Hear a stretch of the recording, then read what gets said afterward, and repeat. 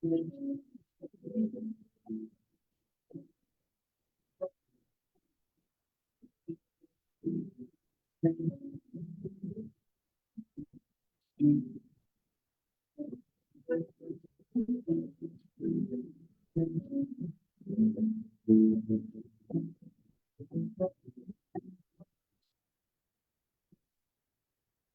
Hello, and hello. welcome to Whiskey Wednesday. Or should I say, hola, bienvenido to Whiskey Wednesday. Because we're going to be trying mezcals tonight, guys, which is kind of cool. We get to switch it up from the norm. If you guys are confused, I am Gio on your screen, not Ryan tonight. I know I look a little different, but we still do the same work. Um, Anywho, we are joined today with Jaime Korkos. She is MS Walker's Mexican Spirits Ambassador, and she's got a love for all things agave. And she's here to share that with us, showing off some really cool brands here, Mezcal de Leyendas and Pelotón de la Muerte. I've tried a lot of these. These are really fun and interesting, and I'm excited to just kind of dive right in. But before we do, I'd love to know how you got started in this, on this journey here, because I remember you coming in as a customer. Yes. For a while, always I remember you examining our tequila and mezcals and searching for some good stuff here. And how did you get started in all this? Yeah, so first of all, I wanted to say I think we should rename it Mezcal Miércoles. Oh, yes. That's Mezcal I like Wednesday that. for you.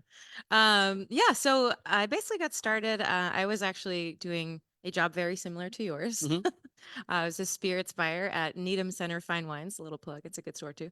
Um, and they had a great agave selection already when I came in. And so with the previous spirits buyer, I kind of got to try a lot of things.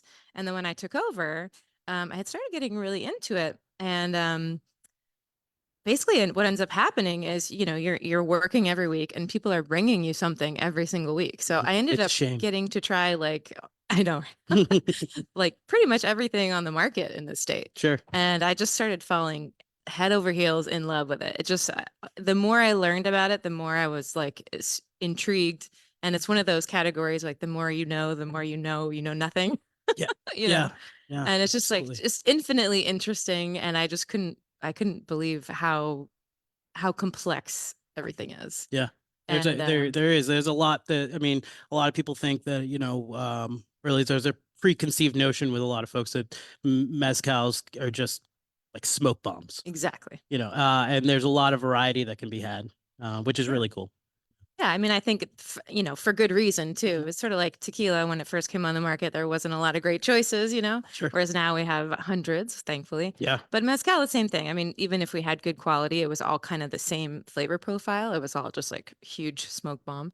So that's, anyone who tried it at that time, that's what everyone thinks it's about. Sure. But so now we're doing a lot of like re-education or just like getting people to open up their minds and just taste. Yeah, absolutely. Liquid to lips. Yes. That's something that Ryan taught me is that's the way you learn. And it hasn't failed me yet. So absolutely. I mean, with that, let's dive right into that first one. Great. It's the Pelotón de la Muerte Espadín. Yes, yes. All right, well, what can you tell us about this? Yeah. I mean, just to talk a little bit about this brand, this is Please. a fantastic family-owned brand by the Santiago family. Familia. Sorry, the Santiago family in Matatlan, Oaxaca. They're amazing. The maestro mezcalero is Cuthberto, but he works with his wife, Doña Julia, and their daughter Rosalba is a maestra in her own palenque in her own right. And they actually have two palenques that they work out of. Cuthberto and Doña Julia have a smaller one called Perla Blanca. And Rosalba actually runs the bigger one called La Condesa, which is doing most of our producing these days. Okay. And just they're a beautiful family. This is fantastic mezcal. And so I just wanted to start with that as far as like opening it up a little bit. And and now we can kind of dive in here. So this is our espadín. Espadín is the most common agave used to make mezcal.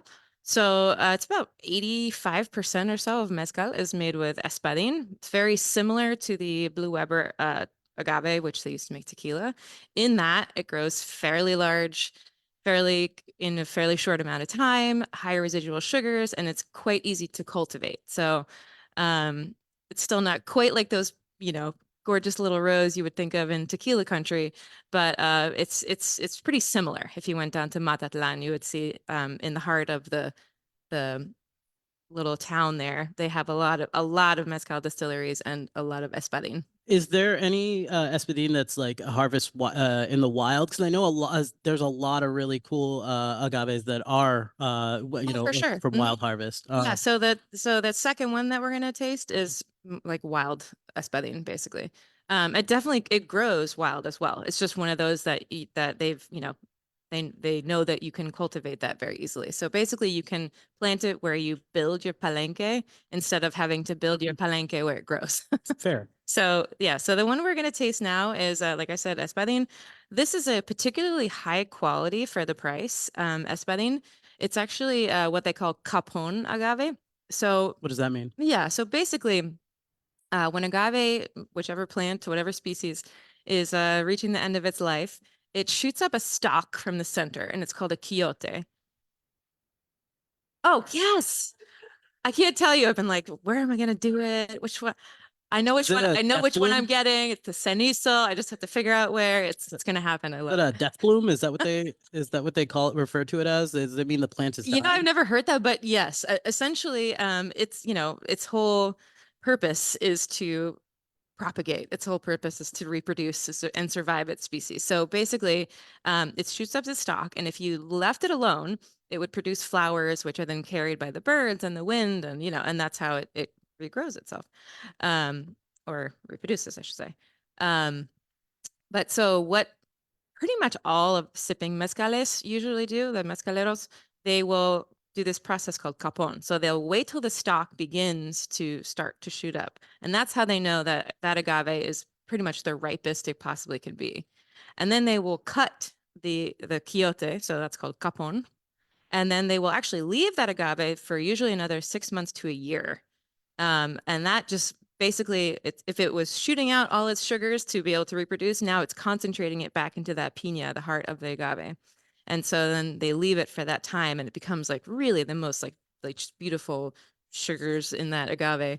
And like I said, basically the most ripe that you can get. So that's very, very common when you're talking about any kind of wild agaves and any kind of like sort of higher end like sipping mezcals. Hmm. But that's not really common in your, espadín that's $30 on the shelf. Like that's Sure. very, very uncommon. So whereas most espadines are 6 to 8 years process, this one's about 8 to 10. So Wow. really, really, really a beautiful. I'm gonna stop talking about it now and let's taste it.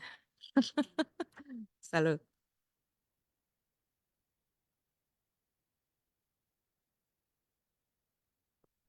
Yeah. I mean, you get this just like lovely like roasted agave Mm-hmm. that's like, again, not there's smoke, Mm-hmm. but it's not overpowering. It's not the star of the show. Yeah. So this brand, I mean, and again, a huge thing with sipping mezcales as well is that they don't want to overpower this beautiful plant that they just grew for 8 to 30 years, Yeah. right? So they purposefully make this very mild smoke profile. All the mezcaleros do it different ways. One of the ways these guys do it is they actually use lava rocks in their pit, and the lava rocks really hold on to the heat. So essentially, they'll build this big fire, Hmm. and then actually wait till the fire goes out, but the lava rocks are still really, really hot. And then they'll put the agaves on top, and then cover it with bagasso, which is like the fibers from after you crush agave, and then they'll actually just let it cook like that So they're really for. using like all parts of the plant. Yeah, absolutely. Yeah. But of course it's still smoking, right? So you still get some smoke. It's still wood. It's still on a pit that's got, smoky wood, but Hmm. it's not this like, on fire and just infusing so much smoke into this Sure. mezcal. So that's why, yeah, they purposely wanted, I like to call it my very high quality intro into mezcal. Like this is, and it also goes with pretty much any flavor you could think of. Sure. So it's just fantastic in cocktails. It's one of my favorites to use. What do you guys think? Mm, mm. Yeah, Yeah. yeah. Yeah. Definitely a little peppery. This is we opened a fresh bottle over there as well. So sometimes when you first open it, it's still kind of opening, but yeah, sweet roasted agave Yeah, and the spice is peppery. nice though. Yeah.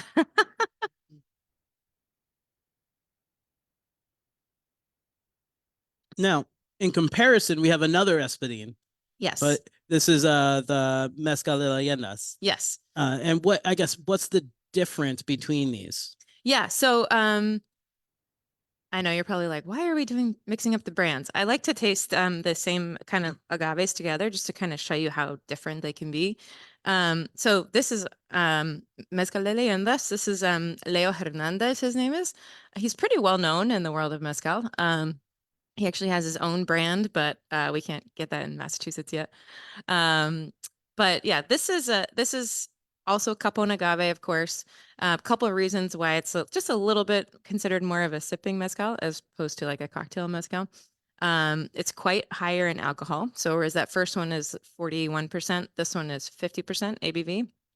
Um, which I mean definitely concentrates that flavor more, but also costs more because you're not adding as much water. Sure. So it costs more to make. It's also they're much smaller batches. And the agaves in this region grow a little bit slower. So this is like a 10 to 12-year process really for this mezcal. Um, so yeah, I mean, it's a yeah, and it's a really great little, it's a really beautiful little town. Like I said, I mean, he doesn't. I went to his palenque, which is what they call a distillery in Oaxaca for the most part. And there are agaves everywhere, but it's not like, oh, here's your little espadín farm. Like he still has to go out and get these, you Yeah. know. So it's definitely a different process than kind of having it in your backyard. Um, but yeah. Absolutely. Yeah, I mean, right off the bat, the nose is even wildly different than the Hmm. original. Definitely a little bit smokier on this one. Um,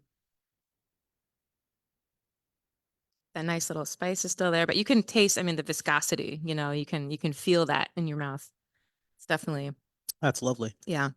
This was a really, really beautiful little town to visit. This is San Batraza que la Vila, which is a bit away from Matatlan. It's a little town right in the hills, basically. Hmm. Yeah. Oh goodness, Oaxaca. I'm trying to remember how long my flight was. It's quite far down. Yeah, you're quite far south. Yeah. Wow. Oh yeah, your map. I mean, that map is quite condensed. It's much things are much farther away than they look on that map, but it gives you a great idea. So yeah, Leo's actually on there, so that's good. You can see him. Now, But at 50 percent, mhm. now is that common for mezcals? Yeah, so for most sipping mezcales, it's pretty common to Yeah. be like 45 and above. 45 to 50, I would say. I think 55% is the limit what they're allowed to actually bring into the United States. Hmm. But most of them, I mean, pretty much all of the line of leyendas are between 45 and like 50.2 kind of a thing. Yeah. We do have one or two that once in a while will be lower than that, but for the most part, yeah, pretty common. Now, it seems that as I learn more about mezcals, I learn that it tends to be a family business. Oh, Most of these companies are just built on, family tradition. Is that is absolutely. is that is that true? Is that I mean, I just feel like they're not a big machines. They're more so just like families that have garnered a lot of success and interest, and they're now able to kind of spread that about, which is awesome. I love to hear it, love to see it.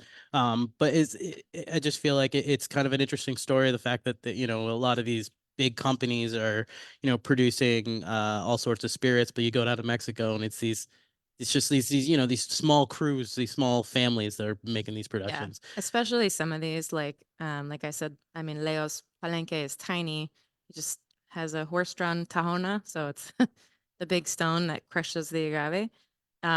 He works with his 13-year-old son Wow. and a couple of guys. I mean, it's interesting because like you would call him successful for sure. Like I Sure. said, he's got his own brand and everything, but like it's still such a labor of love. It's not like there's no sort of making so much money that you're living anywhere near luxury. You know what I mean? It's such a it's a thing that these guys do and women. I met so many women who are so much part of this, and it was really, really great to see. Um, but it's such it's a grueling work, you know. And it's just something that, yeah, like you said, I mean, I think Leo is a fourth generation mezcalero. Yeah, see, His brother that's amazing. also, his brother Tucho also makes he makes our jabali for leyendas. So yeah, it's definitely something that's you gotta love it. Yeah, I think that's awesome. Yeah. Yeah. Oh, yes, Lisa.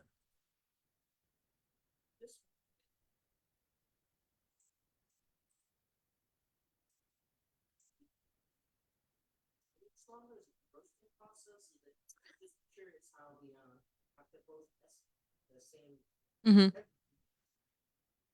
It could be. Yeah, I mean, the regions are different. Like I said, these grow for a little bit longer.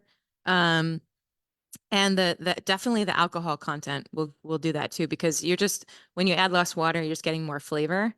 So, you know, that would be my guess on that. I won't put anything in stone, but So the question was just wondering if why are we getting a little bit more sweetness out of the spirit in this one? And I think regionality probably has a lot to do with it. Mhm. You're right.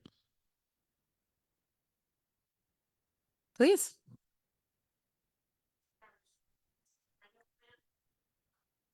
Oh no.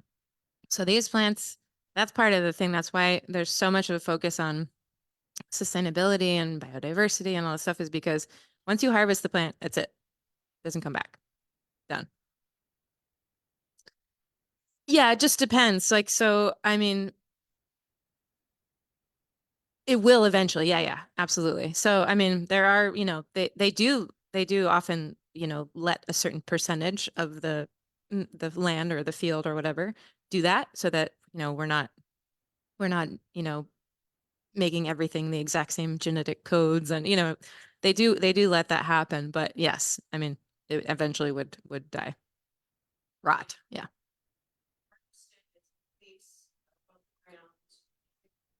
hmm yeah, so usually, I mean, there are different ways to do it, but well, the pit itself, there's a name, just like it's like it's literally like a pit in the ground that they'll put like wood and some kind of rocks and things like that. I don't know if there's an actual name for that, but and then they crush in different ways. The in Oaxaca, especially a tahona is very, very common. So it's sort of like a kind of like a short, like a big, big circle, right?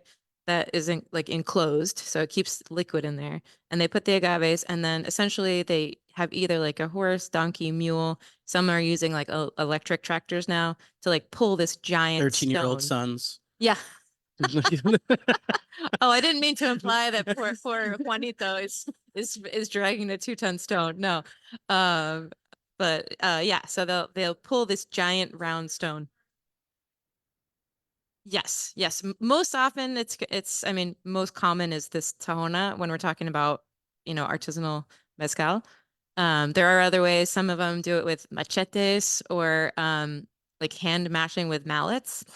Yeah, That's it's gotta a lot be of work. yeah, labor intensive. And then some guys do it, they have like these very kind of rustic mechanical shredders. But when I was there, the thing I kind of found out is even if they have like a sort of normal way they do it, like if that thing doesn't work or something, they'll just do it a different way. You know, they're working with what they have, and honestly, like the less work, physical especially, like that they have to do, the better. But certainly when I was there, you know, one of them that often would use a mechanical shredder if they had it available, it was broken, so they were all doing it with machetes, which just like takes a lot longer and it's a lot more physical labor for sure. So Yeah, get out some aggression that way though. absolutely. Can't believe I have to stay here all night. Yes, Jim.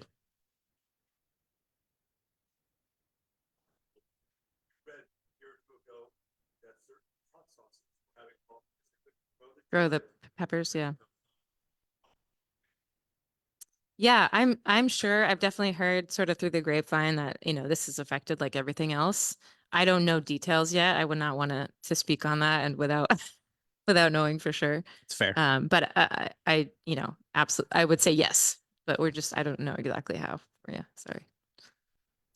Well, that being said, I think we can move on to the next one, which is Yeah, if this you one's have really some fun. water, I don't know if you're using that little veladora or if you're just using that. I definitely would just cleanse your palate a little bit before this next one.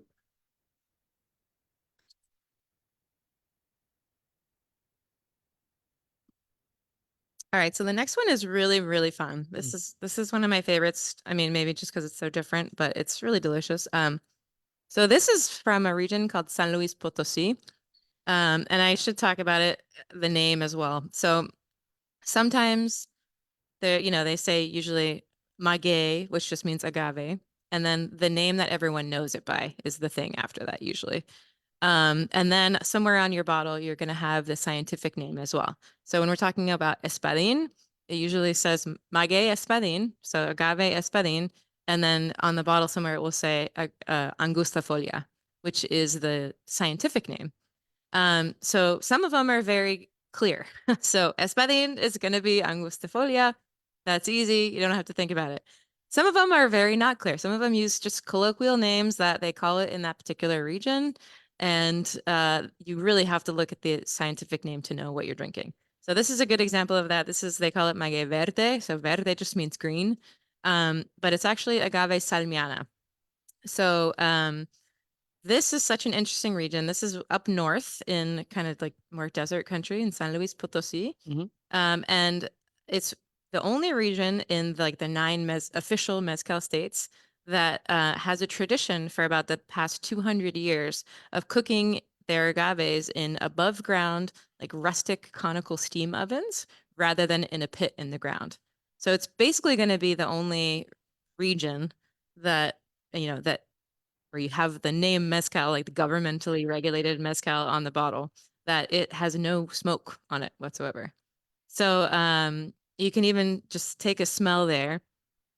I mean, one of the reasons we think, we can Speculate. speculate all Yeah. day long about why they call it verde. One of the reasons we think is because, I mean, just smell that. Like, you're getting so much green in the nose, and then when you sip it, I mean, I mean, it smells like just like a fresh cut it's fresh pepper. green chilies and, bell pepper and little citrus and It's like a fresh cut like poblano. yes, absolutely.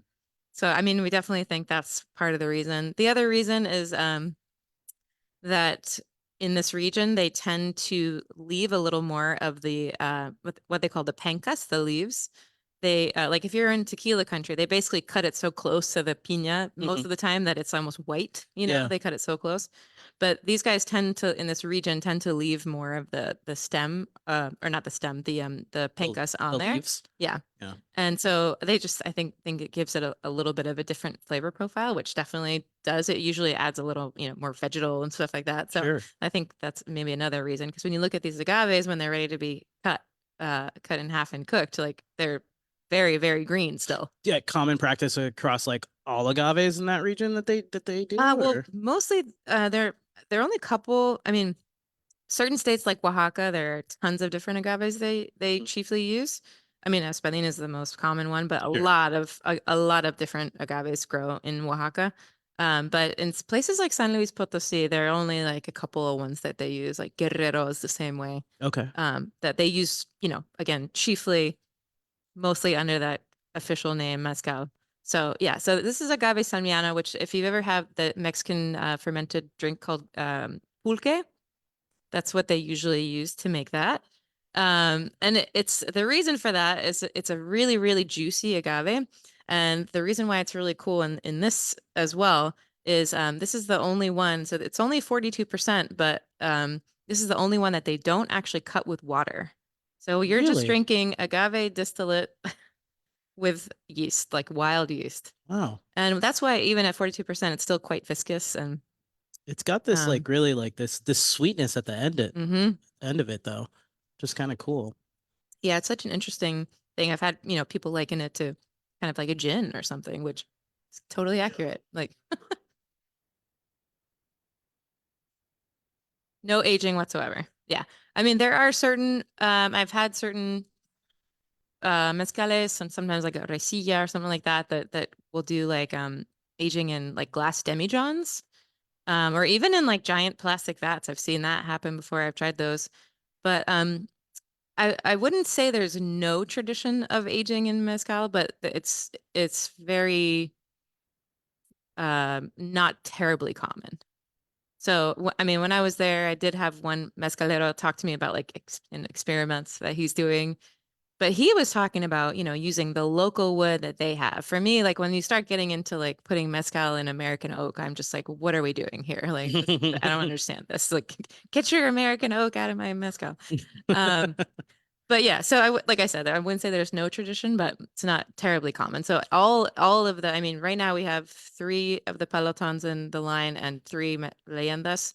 Leyendas has 11 or 12 usually on a regular basis, and these guys have 4 or 5, and none of those have spent any time in any kind of wood. It's just, Is it just me? Is anyone else getting a little bit of like a almost like a mint? oh yeah. Thank you. Thank you. Yes, thank you. Mhm. Yeah, yeah. Absolutely. There's just there's a lot going on. Mhm. There really is. Yeah, it's definitely a fun one. Please.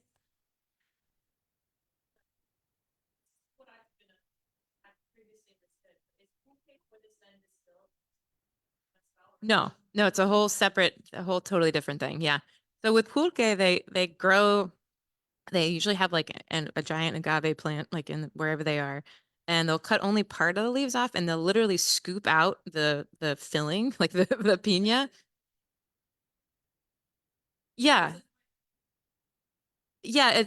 Yeah. I mean, You're really selling this pulque for I me. know, I know. It's kind of like yeah. It's like a very farmy kombucha if you've never had it. Okay. Like it's kind of like if kombucha like spent some time in like with a Belgian ale, like it's like one of those like very farmy like it's a good it's a one of those like it or hate it kind of things. I think it's really cool. Some people prefer just agua miel, which is like honey water, but they also use agave, but they don't ferment it at all. So so just a little Yeah. different thing. Yeah. So the fermentation, I mean, gives it a little funk and it gives it a little a tiny bit of alcohol too. But yeah, but this is same agave and I think like I said, I think the reason they use it for pulque is because it's nice and juicy Yeah. and for this, like I said, they don't even have to use water. So And you said in the region, Selmiana and Guerrero are really kind of like the main agaves that are. oh no, I'm sorry. I was just saying in the state of Guerrero, they like it's or like Michoacan, they don't they have a lot of more like native plants. Okay. But as far as like the ones that we know that they use like the most of, usually it's not like Oaxaca where they have like Everything. 10 well-known agaves. Hmm. It's sort of like, but yeah, I mean, I think I'm not I would not want to say 100%, but like Sure. the few like from this region that I've had, San Luis Potosí, it's always been San Miana. Sure. So So I mean, I really like this. What about you guys? What do you guys think? This is just so cool, right? different, So so different. cool. Right? It's yeah, like the like green like almost vegetal notes you gotta get out of it. It's just so different. Super fun. Cool. All right, and then oh Please. please, right.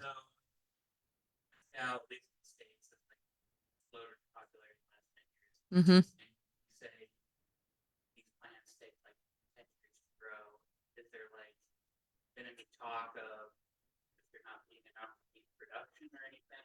It's definitely a worry. It's kind of the same with tequila. I mean, even though it's a lot easier of a plant to grow and it's usually 5 to 7 years rather than, you know, um, a lot longer.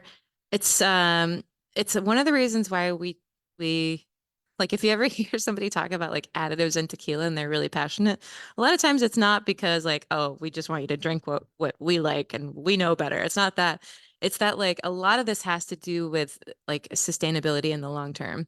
So if we're drinking, you know, things that are respectfully well made that like all of the producers that we work with are always having an eye on that. Like they grew up on this land. They know what's going on. They're very, they're clued in Sure. to the conditions and the production process, and of course, At this and point, it's part of their everyday life. yeah, exactly. And so like there are certainly brands, tequila and mezcal alike, that, are going clearing forests to just plant agave and, basically not paying any attention to what they're doing, just because they're caring about, quantity over quality. And, you know, um, so that is definitely something that happens. But that's kind of why, like, we talk about sticking with sort of like the small batch, make sure family owned, if it's owned by a giant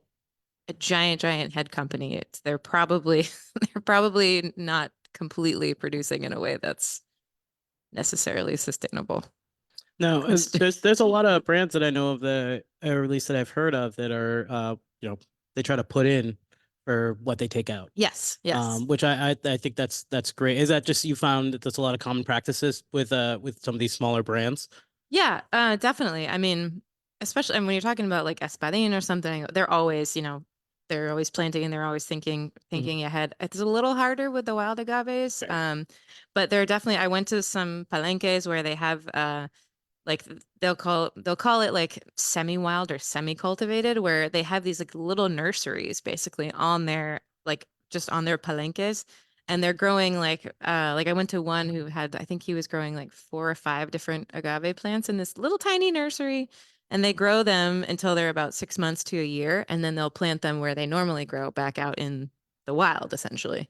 So they're not these like nice cultivated fields. You're still going where it grows naturally, but you're kind of helping it, and that's part of it. Like you're Yeah, you're trying to make sure you're not taking everything without giving something back. sure. Is there, any restrictions to be had for people harvesting? Like, obviously you were saying that there's some brands that are basically like clearing large portions of the land. Is there any thought into trying to, restrict that to I'm allow sure. this to I be mean, there's a lot of just there's a lot of corruption and a lot of things, as so always, money talks, like they say. as they say? So I'm sure that there are a lot of efforts to do that. I'm not sure like what exactly is already in place that people just are ignoring or That's fair. you know. Yeah, So, that's true. but That's true. I'm sure it's being talked about. Yeah. It's No, I mean, definitely I hope definitely it's important. being talked about. Yeah. Yeah. I mean, I know in some regions, like we were in Durango, they were talking about that agave there is getting it's kind of dwindling a little bit. So they were talking about, having to kind of deal with that and figure that out. So Yeah. Absolutely. All right. Well, let us move on to the yeah. next one. Now, pechuga, usually, I mean, when people see that, they think that there has been some sort of meat hung in the Yeah. distillation chamber, or there's meat involved in general. Yeah. Pechuga usually is breast or chicken breast. Um, but I mean, with this, I believe we had talked about it with some folks earlier. You could essentially say this is like a vegan. Yeah. So, So yeah, so just a little about the category of pechuga in general. Um, so pechuga is a style of mezcal, and the tradition is it's basically surrounding meant to be like a celebration mezcal. So they would make these special batches when somebody's getting married or having a baby or whatever. Like basically, it's a community event kind of a thing. And what that usually entails, the tradition is some kind of poultry. Usually it's chicken or turkey, and native fruits and spices. And essentially what they do is they hang all these inside of the still during the second distillation. So it doesn't actually like infuse, but it gets so hot in there that you kind of get like the juices from whichever, meat you're using, and certainly all the essences of the um, fruits and spices for sure. There is one kind of funny thing. So pechuga just means like breast, right? And so there's been a it's funny when you hear the mezcaleros talk about it, they're like, oh, there's been like a sort of a miscommunication over the years, like one of those like we're playing telephone kind of deals, yeah. where like everyone thinks that pechuga is about like the breast of chicken, but most mezcaleros will that I've met anyway will tell you that it's about being from the heart, like pechuga, like my breast, my heart.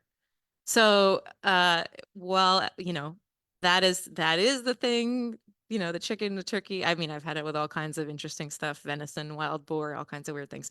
While that is the tradition, a lot of people will say, yeah, that's what they do, but that's not really what it is. Like, so this mezcalero, these guys, this is the Obregon family from Guerrero. This is like a fourth generation family recipe, and they call it pechuga de maguey. So it's like the agave from my heart. Like this is my mezcal from my heart kind of a thing. So that's just a recipe that's never used meat. That's why you can't actually say pechuga on on the label. We call it like citrico pechuga, or you know, agave con cítricos, that kind of a thing. But this particular one is just citrus and spices. So it's a blend of two different agaves. Um, it's maguey ancho, which is also known as cubreata, and maguey criollo, which is a cousin of the espadín agave. So they're harvested together, crushed together, cooked together, all the things, and then distilled together.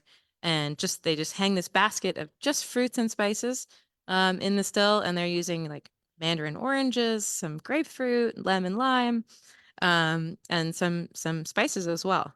So you can kind of, if you haven't tried it already, please do. Just on that nose already, you can smell that citrus. It's like right there. Yes.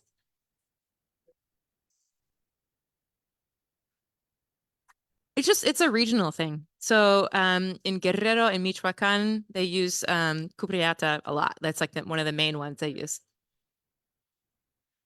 Yeah. Yeah.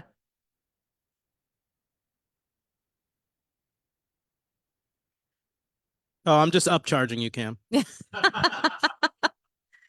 Yeah, I mean, you know, every region has like the thing that's most common for them. That doesn't necessarily mean that it makes it like cheaper to deal with, or you know, that it's not, most of it's not like espadín where it's pretty, you know, kind of everywhere. Um yeah, no, cubreata is one of those where I'll find people that are like cubreata people. Like actually our brand owner, Danny Mena, it's like one of his very favorites is the maguey ancho, what they call it in this particular family in this particular region, but it's most commonly known as cubreata. Yeah. Did So you ever get confused by that, thinking you stumbled on a new agave that you oh, I weren't mean, familiar I'm with? always looking at the scientific name, Fair. and they're definitely ones I've been like, what is this? You Yeah. know, there's still, I mean, because mezcal can be made with 30 to 40 different kinds of agaves. It's just there are chiefly like 12 of them, 12 types Hmm. that, you know, people know mostly, and but I mean, really, there are a lot of like very regional species that you know, you know, there was one that was like agave scabra, and I was like, what is that? I don't know that one. And so, you know, I'm always finding out new things, which is the Well, best like you part of said, this thing. the more you find out, the more you find out that you The don't more know. you know, the more you know you don't know. Oh, Yeah, yeah, it's one of those. Yeah. absolutely. But yeah, this is beautiful. It's just That's great. it's like a little sweetness, but very like nice citrus notes. They somehow achieve another like a very low smoke profile, which is kind of fun. So you can, if you use that for a cocktail, do a lot of different things with that, No, which I've done. I don't think we. Oh, before I do, Ryan, you had Please. a question?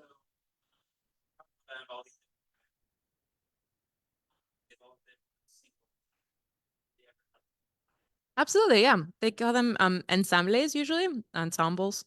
Um, these particular brands right now we don't have any ensembles, but that's definitely that used to be very common. I mean, now it's like I don't know if it's sort of like the single malt scotch kind of thing, but you know, now everybody's kind of like single agave, single whatever, you know. But really, I mean, when people who've just been making this stuff for generations usually just used whatever was around them.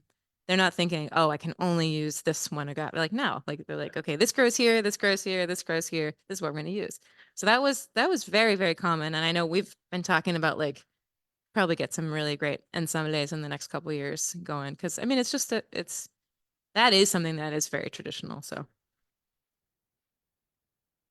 Oh, I was gonna say we actually haven't talked about the names of these brands. oh What did yeah. they? So, Pelotón de la Muerte. What does that mean? Yeah, so it's actually it's kind of funny. It's the squadron or the platoon of death, Hmm. which is sort of funny, but it does have a meaning. So during the Mexican Revolution, there was a priest named Miguel Hidalgo, and he was like the leader of the revolution, and he was assassinated.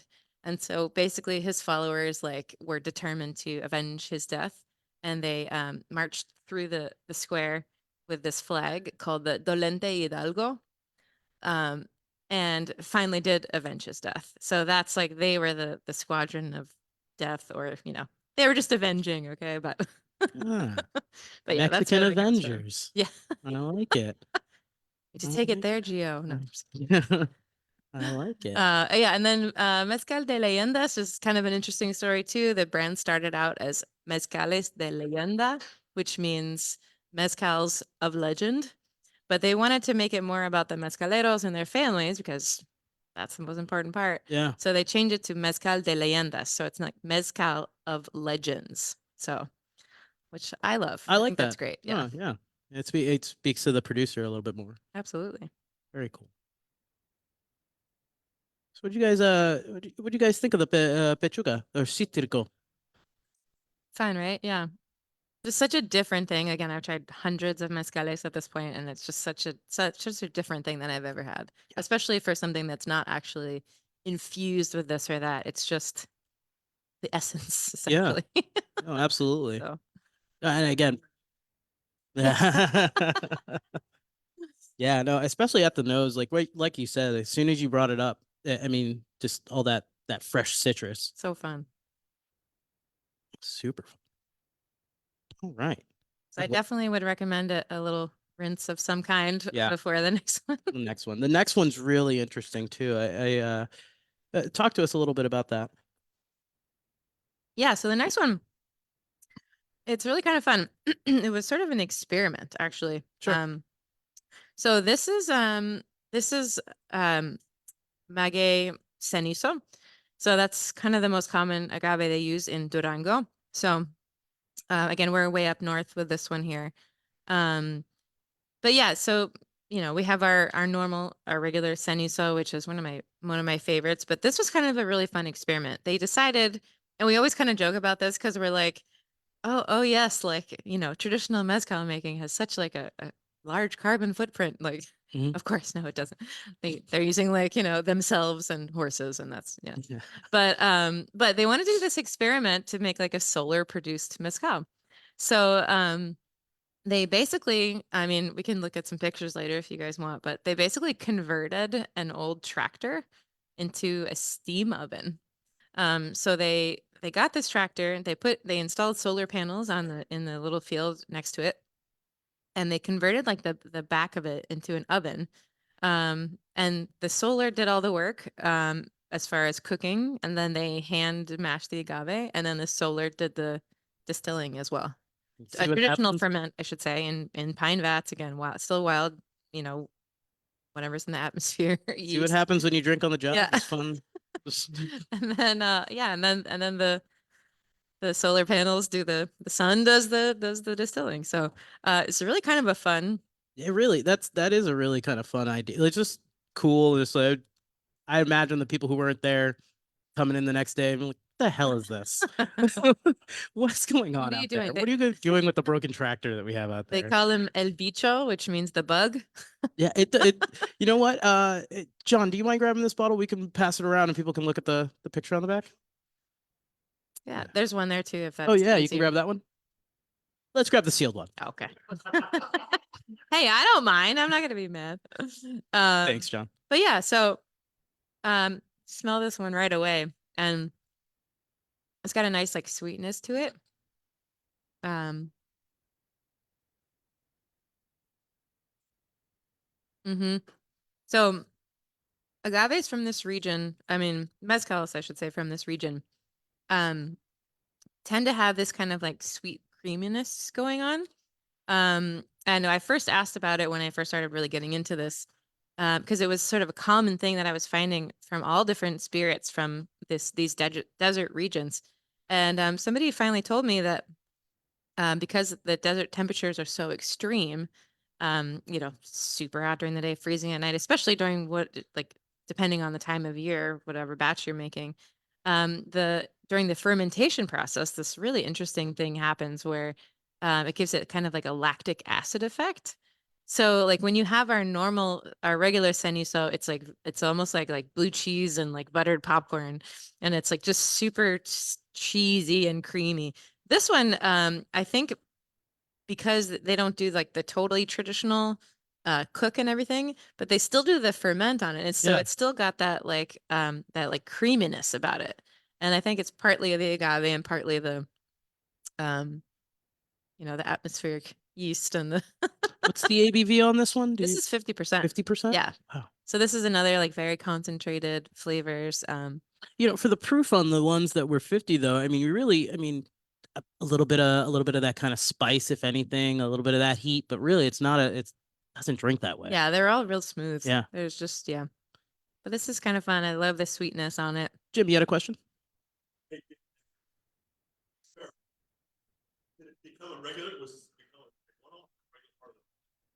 I mean, they made a few batches. I don't think they're making any right now, but I mean, I actually went and saw this thing. He's still there.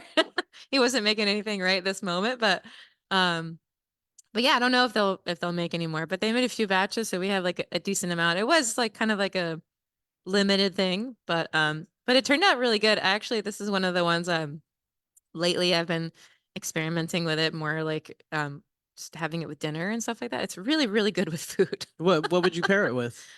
I'm trying to remember what I had the other night. That's the thing. Like I can figure these things out with most things. That's fair. Most things, most times.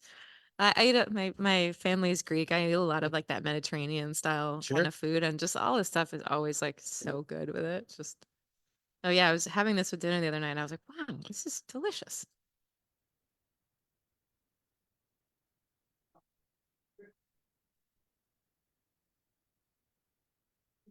Oh yeah. Yeah, I just keep getting new flavors every sip Mm-hmm. for this one. It is really interesting, really cool. I thought this one was just fun and different, Mm-hmm. and just like the project itself was just kind of fun enough for me to just want to bring this in. Just the fact that they experimented like this and they came out with a banger. Yeah, So it's really fun. this was really cool. What did you I guys like think? it. I really like this one. I mean, yeah. Nice. I know we're here for it. Yeah, I mean, with the proof again, I'm getting just a little bit of heat, but I mean, nothing that's it's overbearing. Mm-hmm. So, very cool. Thank you. Yeah. And then now I guess we're on the last On one. our last one. Hot diggity daffodil. End of our journey. Thank you. So yeah, the last one we're going back to Peloton, and we're going back to Guerrero for this one. I saved this for last, couple reasons. It's also 50% ABV, so it's nice and up there. But it also is like I feel like it's our most kind of like it's still not overbearingly smoky, but I feel like it's our most smoky, most like spicy mezcal. It's made from an agave called Criollo, which is a cousin of the Espadin agave. So essentially, the Angustifolia, which is the scientific name for Espadin, has about 5 different varietals that they can make mezcal with. Espadin, this Angustifolia, is the most common one. And then this is another one. This is the most common agave in Guerrero. So it's Angustifolia rubescens. So it's Is like a Arroqueño another one? Arroqueño is agave americana, I think. Okay. That's a different one, but yeah, but so yeah, this is criollo. They call it criollo. Um, and yeah, I love this one. It's for me, it's like a little mesquite smoke, and it's like I said, it's a little smoky and spicy, but it's still like bright and fruity at the same time. It's not heavy at all. But let me know what you think.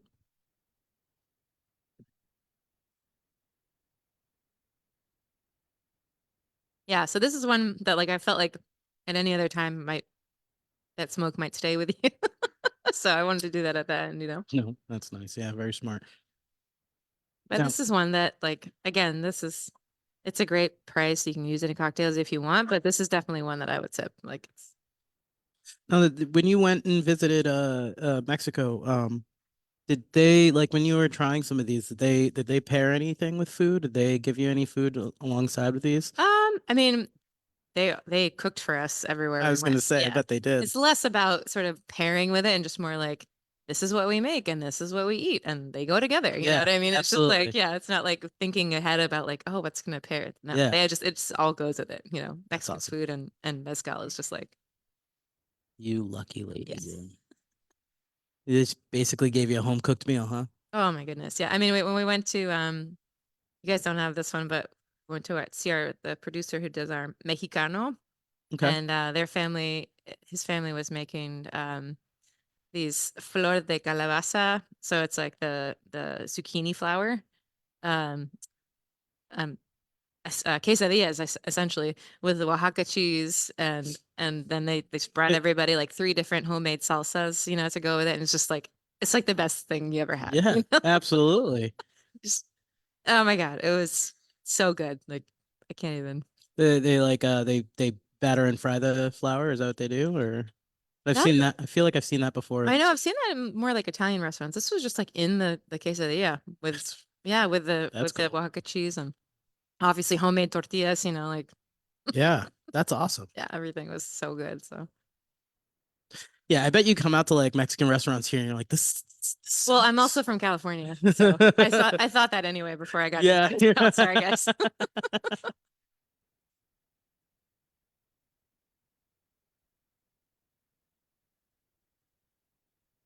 Wow, that was lovely. Fun, I right? I love that one. The Criollo is awesome.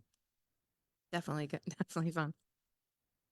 Amazing. So any favorites? Any Yeah, thoughts? but we can. Questions? Yeah, yeah. Any other questions for Jamie while she's here?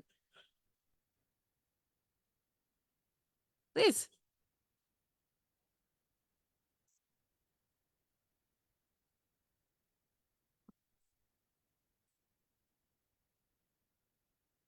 Oh, does it say like a like a spirits competition or something in there? Yeah. I'm not actually sure about the points. Doesn't say like which competition or whatever? Oh, I'm Okay. sorry. That's just like not something I pay too much attention I had a to phone. be honest with you. So I probably have one somewhere. 'Cause everyone's trying to read it. I'm like, I don't have them now. Oh, okay. Okay. Yeah, I mean the brand has been I will. around for a little bit. Like I said, they went through some rebranding and stuff, but since about 2006, so Wow. I'm sure they've been at some competitions, Yeah, just a handful, I'm some fun sure. stuff. Yeah. I mean, Awesome. it's not like one of those things that's everywhere because it's such a small batch thing. It's not, you know, but Mm-hmm. Absolutely. Was there any other questions for Jamie while she's here? yeah. Thank you. Thank you guys. That was fun. Well, thank you so much. Um, for any of you guys that are going to be joining us for Tequila Rose, Jamie will be here for that as well. She's going to be trying a few of these, but she'll also be trying some tequilas as well. And that goes for anyone out in Facebook land there. Please join us at Tequila Rose. That'd be a great time. It's going to be May 11th, and besides Jamie showing off some great mezcals and tequilas there's going to be plenty of other things to try out as well. After this, we'll go over some prices, and I think we might have a cocktail. Absolutely. All right, all right. So I'm sorry for all of you out in Facebook land who can't join us for the cocktail. You Sorry. should have been here. Thank you so much, Jamie, for coming in. Thank you for sharing these Absolutely. with us. And one more time, thank you so much. Appreciate Thanks you. so much. You guys are a great audience. I love it. Thank you very much. And to everyone out there, bye. Bye.